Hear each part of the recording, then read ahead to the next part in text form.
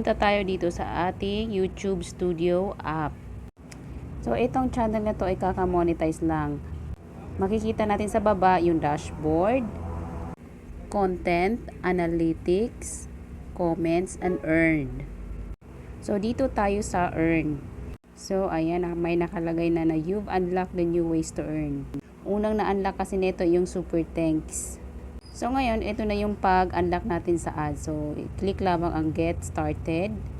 So, pag napindot na natin yan, ito na yung lalabas. Yung mga watch, page ads, short feeds ads, and yung mga pwede nating i-unlock.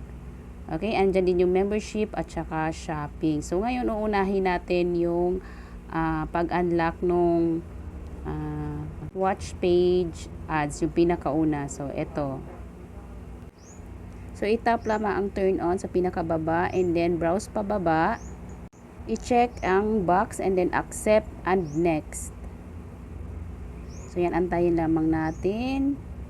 So, nag-check ko na lang lahat, no? And then, pag na-check mo na, pag okay na sa'yo, i-click mo na yung next.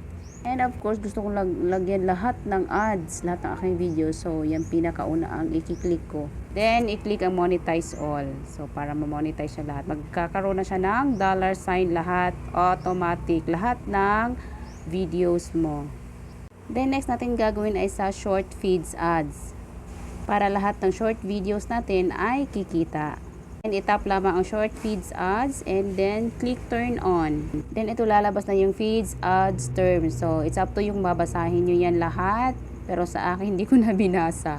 Okay, sa pinakababa dyan, i-check lamang ang box and then accept.